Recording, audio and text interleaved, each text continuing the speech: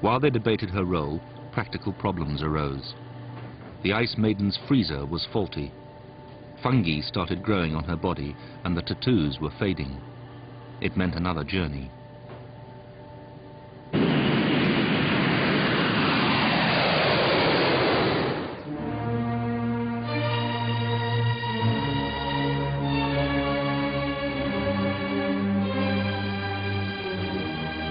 The deteriorating body was brought to Moscow. It is in Moscow that scientists have developed ways of preserving dead bodies, usually those of famous communists.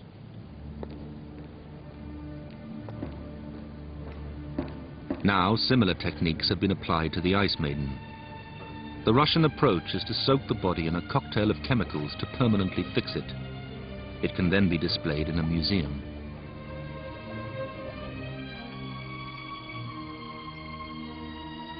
The decomposition had been stopped and the tattoos saved. Tattoos which would reveal more about her place in Pazyryk society.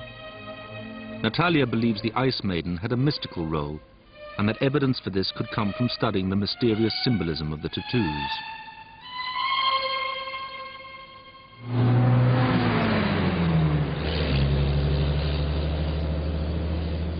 I come to the Altai to work here, particularly in the Chiyas.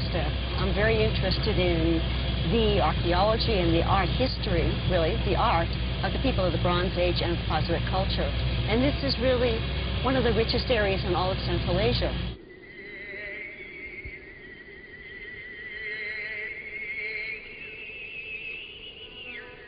Their art is found not only in the tombs, but also in rock carvings scattered throughout the Altai.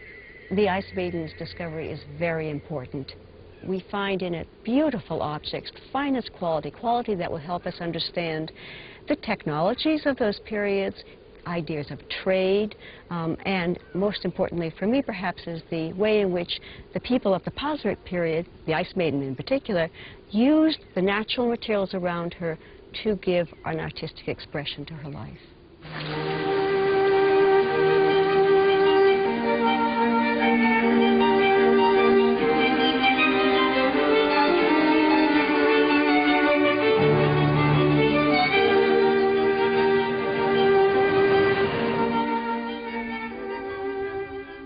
As far as we know, they had no writing, but they did use imagery far more extensively than most people who came after them. The animal imagery are not simply pictures. They actually tell stories, stories that perhaps everybody knew by heart, and these become written out again. A little bit like the storytelling, for example, on European cathedrals.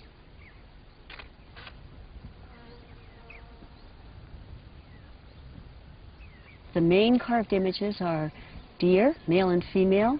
There's some goats and some felines or wolves, that is, predators and prey.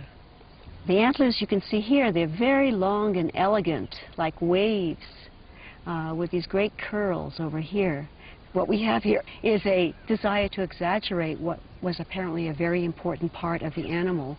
The deer is closely related, was closely related in the beliefs of the Pazyryks. If you remember the beautiful deer on the back of the mirror from the Ice Maiden's burial, that deer also had these wonderful wave-like antlers. So it's a very distinctive aspect of the Pazyryk art.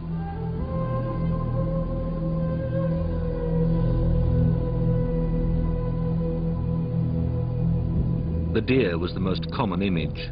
The Pazyryk were obsessed by them. In other tombs, imitation antlers have been found that were used to decorate the horses, to transmogrify them into deer. Perhaps the tattoos on the bodies of the Pazyryk acted to transform them as well. Painted people became mystical animals.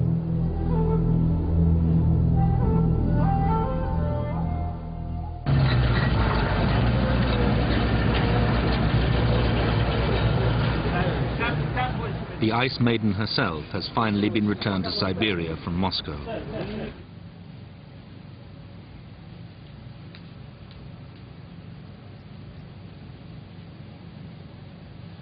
For the first time, Esther Jacobson will be able to study the tattoos of the Ice Maiden for herself. Привет. Боже мой. Они великолепны просто. Да, Очень просто интересно. хорошая сохранность очень. Да. Вот дальше идет прекрасная головка оленя. Они в одном образе слили все, что они так хотели бы видеть и иметь. Самые любимые черты. Это значит конь, олень и козерог. И красиво. И что очень интересно, еще есть татуировка на большом пальце. Здесь. И это как... Что Очень это было один из самых хороших способов искусства. По крайней мере, очень совершенный, правда? Да, Здесь да. мы видим просто совершенство. То есть это делалось наколами с каким-то красителем. И это было сделано в молодости. Я думаю, это все делалось в молодости. Tattooing would have been an important initiation rite. The dye was soot, and its depth in the skin indicate they used bone needles.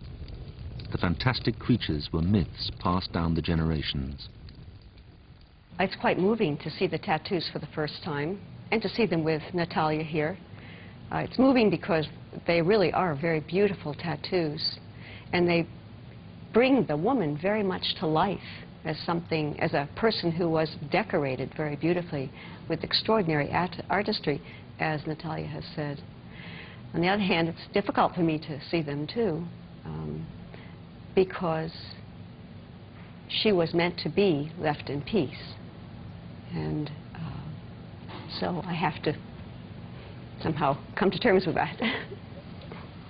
Я думаю, что эта молодая женщина, похороненная с такими почестями, и чье тело покрыто татуировкой, она не была обычной рядовым членом общества. И, вероятно, ее особенность заключалась в том, что она обладала каким-то особым даром, который ценился в данном обществе. Вполне может быть, что эта женщина могла быть просто сказительницей, то есть рассказчицей, которая хранила в памяти историю и мифы своего народа. Это было очень важно для пазарикцев, как и для всех обществ, в которых не существовало письменности.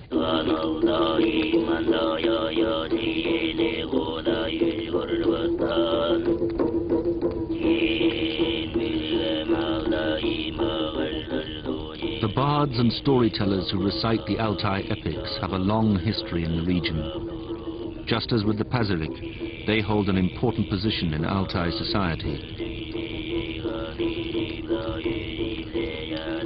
So, if the Ice Maiden had been a storyteller, she would have played a key role in her society, a solitary and impressive young woman all those centuries ago.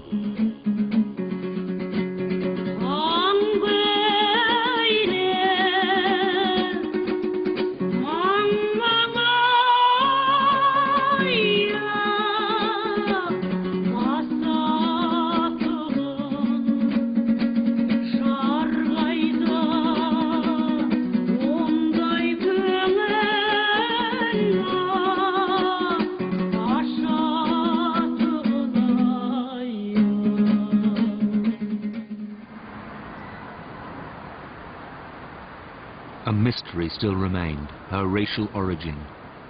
In a Moscow basement, a researcher is rebuilding the face of the Ice Maiden.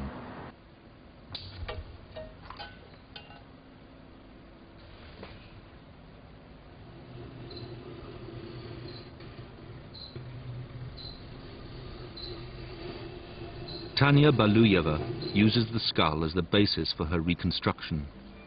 The shape of the eye sockets and flatness of face help determine her racial type. From the study of living people, it's even possible to estimate the thickness of the skin for the Ice Maiden's reconstruction.